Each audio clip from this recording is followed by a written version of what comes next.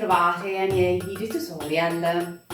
Oggi vi propongo un piccolissimo video sulla postura. Allora, ho avuto diverse richieste in questo periodo, visto che ci sono ancora molti dubbi sulla postura da utilizzare nella danza orientale.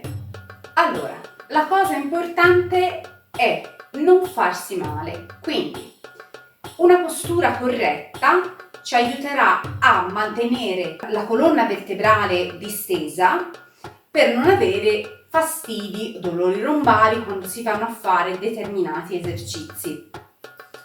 Allora, per tenere il più possibile la colonna vertebrale allungata e avere una postura corretta, bisogna spingere leggermente il bacino in avanti.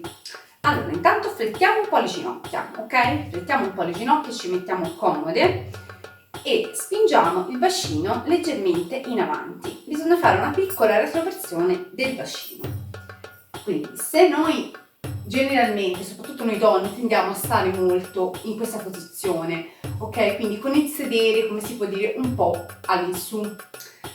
Allora, diciamo la correzione proprio da fare è questa. Quindi da questo movimento spingiamo in avanti. Ok, bisogna fare questo movimento. Quindi da questa posizione, vedete, laterale, porto in avanti come se dovesse chiudere una zip. Cosa succede? Quindi pensate a chiudere una zip di un paio di jeans e spingete all'insù. Quindi spingiamo all'insù il nostro bacino. Allora, avete la vostra zip, avete paura di prendervi la pelle e quindi tirate in dentro. Ecco, forse così lo capite meglio. Ci siamo più o meno, no? Questa è la posizione.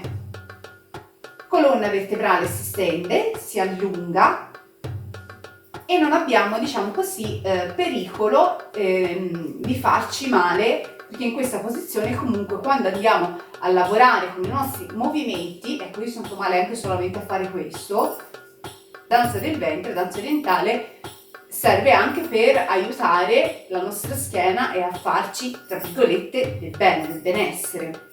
Allora, ripeto, quindi spingo avanti leggermente il coccige, così, perfetto, e mantengo la postura dritta. Seconda cosa, spalle dritte, logicamente, quindi se voi non potete fare questo movimento e stare così con le spalle, no, tiro sul petto, sollevo, mezzo cerchio dietro con le spalle e ci siamo, ok? Quindi il petto sta sempre su, fuori, più possibile.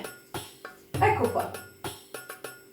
Questa è la postura giusta. Le ginocchia più o meno sono sempre leggermente flesse, poi a seconda di alcuni movimenti magari che abbiamo bisogno di stenderle di più, però solitamente quando lavoriamo anche a fare degli esercizi da ferme le ginocchia sono sempre flesse, perché comunque altrimenti il nostro bacino risulta quasi immovibile, bloccato. Ok, perfetto. Allora io spero di avervi chiarito la postura, quindi vi ripeto, i 3 punti da ricordare sempre sono schiena leggermente in dentro, un po' di bacino retroverso, su con il petto e spalle un po' indietro. Perfetto! Nel prossimo video tutorial vi faccio vedere qualche esercizio per aiutare a mantenere questa postura. Grazie a tutti da Jessica, al prossimo video tutorial. Ciao!